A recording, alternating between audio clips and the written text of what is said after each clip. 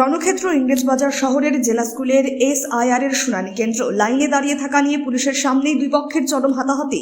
হামলাকারীদের হাত থেকে বাদ যায়নি বেশ কিছু মহিলারাও। সোমবার দুপুরে এই ঘটনাকে ঘিরে আরও একবার চরম উত্তেজনা ছড়িয়ে পড়ে ইংরেজবাজার শহরের মালদা জেলা স্কুলে। এসআইআর এর শুনানি কেন্দ্র করে ইংরেজবাজার থানার বিশাল পুলিশ বাহিনী ওই শুনানি কেন্দ্রে গিয়ে পৌঁছায়। পুলিশের সামনেই একে অপরের বিরুদ্ধে মারমুখী হয়ে ওঠেন শুনানি কেন্দ্রে আসা বেশ কিছু গ্রামবাসী। মৌখিকভাবে উপস্থিত পুলিশ কর্তাদের নালিশ জানানো হলেও প্রয়োজনীয় কোনো ব্যবস্থা নেওয়া হয়নি বলে অভিযোগ। হামলাকারীদের মারধরে আক্রান্ত হয়েছেন ইংরেজবাজার ব্লকের যদুপুর এক গ্রাম পঞ্চায়েতের কংগ্রেস দলের নির্বাচিত সদস্য আসিফ ইকবাল। পাল্টা ওই কংগ্রেস দলের নির্বাচিত সদস্যের দলবলের হামলায় আক্রান্ত হয়েছেন সংশ্লিষ্ট ব্লকের নরহাট্টা গ্রাম পঞ্চায়েতের বধিয়া এলাকার একদল শুনানি কেন্দ্রে আসা ভোটারেরা। এদিকে দুই পক্ষের হামলার মাঝখানে পড়ে আহত হয় লাইনে দাঁড়িয়ে থাকা এক বৃদ্ধা, নাম রিনা বিবি, বয়স 60, তার বাড়ি ইংরেজবাজারের যদুপুর এলাকায়। যদিও এই হামলার ঘটনার পরে পুলিশে হস্তক্ষেপে পরিস্থিতি নিয়ন্ত্রণে আসে। এখানে আমাদের যদুপুর ওয়ানের জোহরপুর বুথ 252 নম্বর বুথ, তার নোটিশের হিয়ারিং চলছে। এখানে সামান্য একটা গণ্ডগোল হয়েছে তা না, এখানে প্রশাসন কোনো ব্যবস্থা নেই, লাইন মেনটেন নেই। এখানে মহিলা ও ছেলেদের লাইন একটাই, ঢোকার রাস্তা একটাই, ওইখানে নিয়ে একটা গণ্ডগোল হয়েছে আমাদের মধ্যে, ধাক্কাধাক্কি হয়েছে।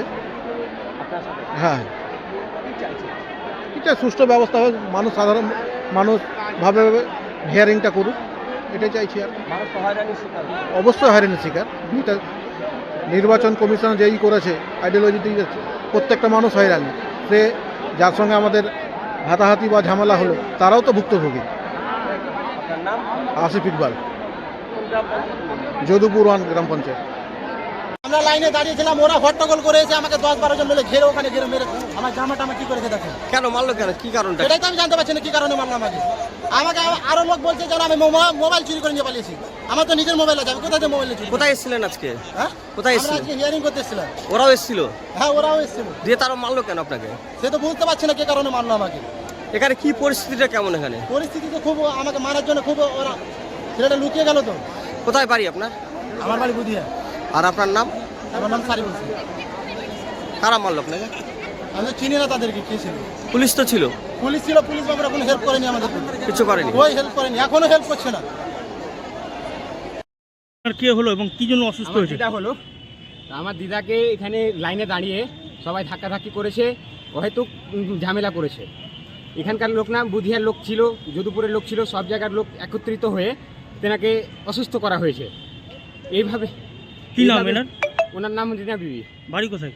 বাড়ি যদুপুর। বয়স কত হবে? বয়স 60+। এখন কোথায় নিয়ে যাওয়া হলো? এখন মালদা মেডিকেল কলেজ হাসপাতাল।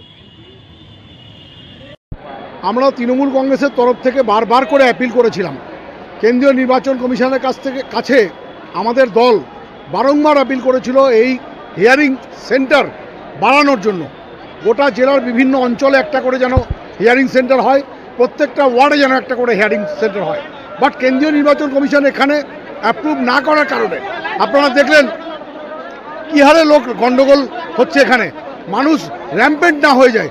একটু আগে আপনারা দেখলেন রাজিয়া বিবি, আমাদের বুধিয়া নরহাট্টার ভদ্রমহিলা, তিনি অসুস্থ হয়ে গিয়ে হসপিটালে তিনি মৃত্যু যন্ত্রণায় ছটফট করছেন।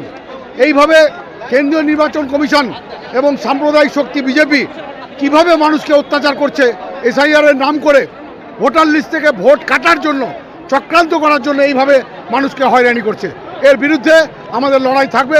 26-এর নির্বাচনে সারা বাংলার মানুষ, সমস্ত ধর্ম বর্ণের মানুষ ঐক্যবদ্ধ হয়ে এই সাম্প্রদায়িক বিজেপিকে